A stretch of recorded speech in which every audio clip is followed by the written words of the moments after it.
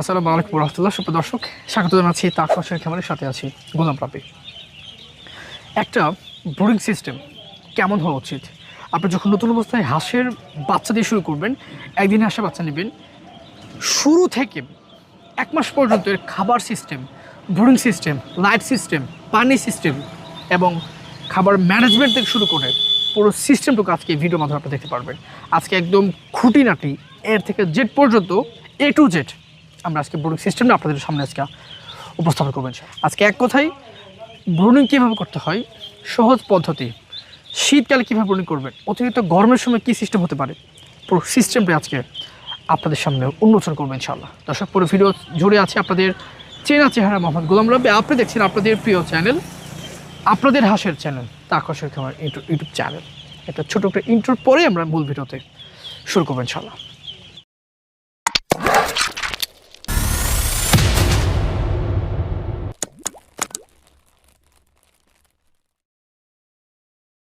আপনি একটু খেয়াল করেন, আমি ঘামতেছি, তার মানে কি অতিরিক্ত গরম। এই গরমের সময় হাঁসের বাচ্চা ব্রুডিং সিস্টেম কেমন হতে হবে সেটা আজকে আমি জানাবো। ভাই আপনি একটু আগে এখানে একটু চলে যান, আপনি হেঁটে একটু ওইখানে চলে যান। দেখেন, হাঁসের বাচ্চা ব্রুডিংয়ের সময় আপনি তো দুই দিন হচ্ছে ঘরের ভিতরে রাখবেন। এই হাঁসের বাচ্চা যেন আজকে 10 দিন বয়স, আমরা কেমন করছে দেখেন। প্রথমে সিস্টেম হচ্ছে যেটা প্রাথমিকভাবে আপনাকে যেটা করতে হবে, দেখছেন, বাচ্চা একটা বাঁশ দিয়ে এইভাবে পুরো তিরপাল দিয়ে আপনাকে একটা ছায়ের ব্যবস্থা করতে হবে। এইটা করলে কী হবে, হাঁসের বাচ্চা ছায়ের মধ্যে থাকবে এবং ওরা পানিটা সহজে খেতে পারবে, তাপমাত্রাটা খুবই কম পড়বে। ভাই একটু সাথে চলে আসেন তো এখানে, আসেন ভাই আসেন।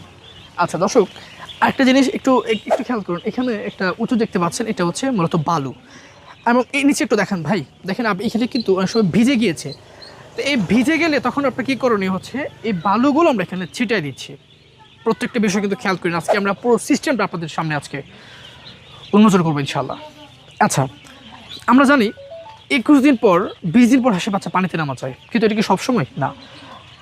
হাঁস যেহেতু প্রাকৃতিক, এটা যে কৃষি সেক্টরে পড়েছে, আর হাঁস যেহেতু প্রাণী, এই ক্ষেত্রে সময়ের সাথে সাথে মানুষ পরিবর্তনশীল, এই পৃথিবীর অনেক কিছু পরিবর্তনশীল, নিয়মও পরিবর্তন হয় কখনো কখনো।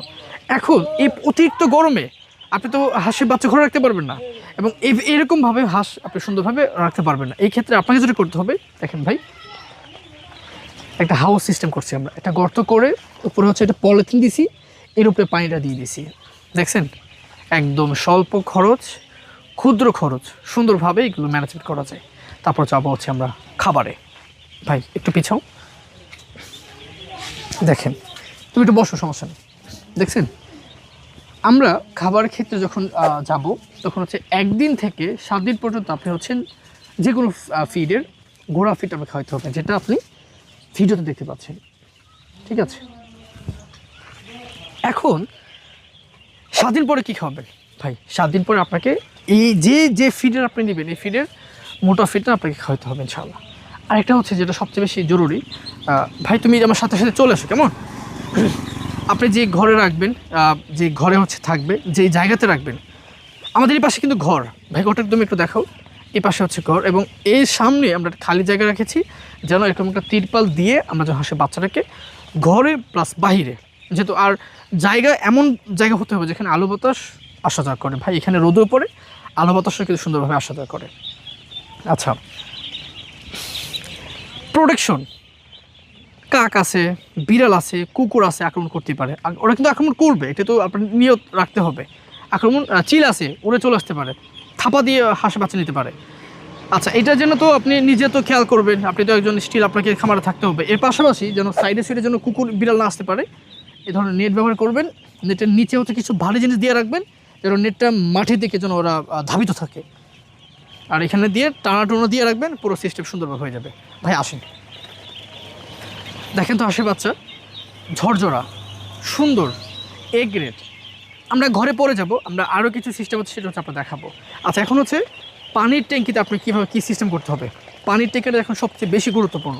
আসেন, এটা আপনাকে দেখাই ইনশাআল্লাহ।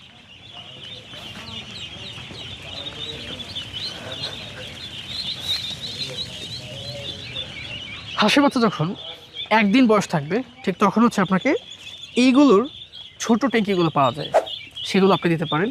কিন্তু এখন তো ভাই বাচ্চা এখানে বেশি, আপনি বড়গুলোই সবচেয়ে সুন্দর হবে ইনশাআল্লাহ। হাসি বাচ্চা 1 থেকে 7 দিন পর্যন্ত আপনি ছোটোগুলো পটগুলো ব্যবহার করেন, সমস্যা নেই, কিন্তু 10-7 দিন পার হয়ে গেলে আপনাকে এই বড়গুলো ব্যবহার করতে হবে। ভাই পানিটা এইভাবে রাখবেন, 100 হাঁসের জন্য যদি অতিরিক্ত গরম থাকে 100 হাঁসের জন্য 3টা এরকম রেখে দেবেন ইনশাআল্লাহ।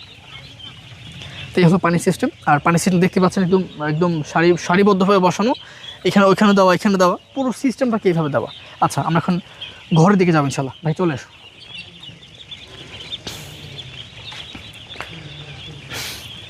ওকে দর্শক, তুমি এখানে দাঁড়াও, সমস্যা নেই। দেখেন ঘরটা আমরা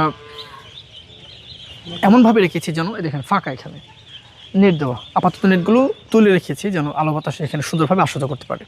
ঠিক আছে, এইটা সব থেকে বেশি হচ্ছে আপনাদেরকে খেয়াল করতে হবে। দেখেন হাঁসের বাচ্চার হাঁসের খামারের ক্ষেত্রে ভাই ক্ষুদ্র ক্ষুদ্র জিনিসগুলো থেকে কিন্তু লাভ বের করতে হয়। আপনার এখন আপনি চাইলে এখানে অনেক খরচ করতে পারবেন, আপনার এটা পসিবল হবে, কিন্তু লক্ষ লক্ষ টাকার খরচ আসলে কোনো প্রয়োজন হয় না। দর্শক আমি আরেকটা এমন একটা ট্রিক্স আপনাকে দেখাবো, আপনি খুশি হবেন ইনশাল্লাহ। আর সাবস্ক্রাইব করতে ভুলবেন না। দেখেন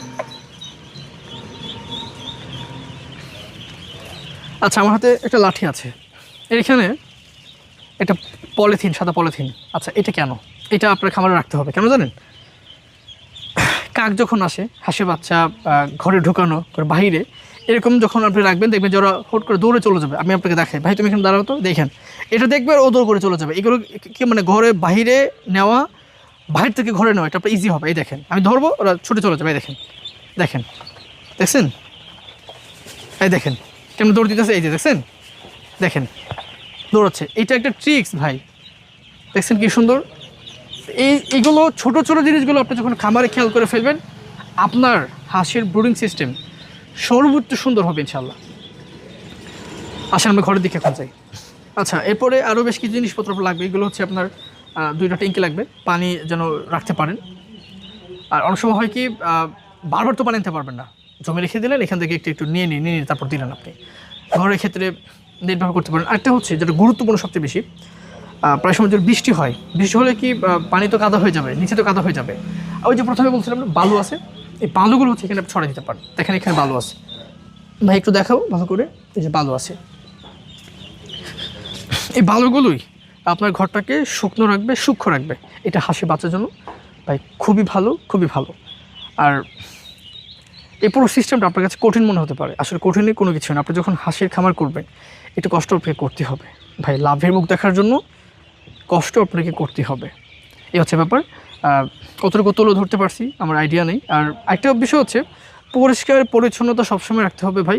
হাঁসের খামার করবেন, পরিষ্কার রাখবেন না তা কিন্তু কখনো হতে পারে না ভাই। লিটারেলি আমি ঘামতেছি, এমন একটা অবস্থা, রৌদ্রের অবস্থা। তাহলে আমি মানুষ হিসেবে যদি কষ্ট করতে পারতেছি, হাঁসের বাচ্চাগুলো কেমন অবস্থা করতেছে ভাই বলেন। এই জন্য পানিটা, পরিষ্কার পরিচ্ছন্নতা এবং শুরুতে এ গ্রেড হাঁসের বাচ্চা নিবটি করাটা সব থেকে উত্তম হবে ইনশাল্লাহ। দর্শক কতটুকু সিস্টেম তুলে ধরতে পারছি আমার জানা নেই, আমি আপনাকে কতটুকু বুঝতে পেরেছি আমি, এটা আমার জানা নেই। যতটুকু জ্ঞান আল্লাহ আমাকে দিয়েছে, আমার যেটা ছিল এটা আমি আপনাকে জাস্ট এটা কথার মাধ্যমে, ভিডিওর মাধ্যমে তুলে ধরেছি। আরও যদি কোনো প্রশ্ন থেকে থাকে, আমি যদি কোনো কিছু মিস করে ফেলি, আপনি কমেন্টে লিখে যান, এই কমেন্টে আপনি রিপ্লাই ইনশাল্লাহ দিয়ে দিব। দর্শক তো ভালো থাকুন, ভালো রাখুন এই প্রত্যাশা। আর যারা হচ্ছে এই ব্রুডিংয়ের বাচ্চা দরকার আছে, আপনার স্ক্রিনে নাম্বার দেওয়া থাকে, আমাদের ঠিকানা দেওয়া আছে, চলে আসবেন। না আসতে পারলে আমরা পাঠিয়ে দিব আপনার কাছে ইনশাআল্লাহ। জাযাকুমুল্লাহু খাইরান। আসসালামু আলাইকুম ওয়া রাহমাতুল্লাহ।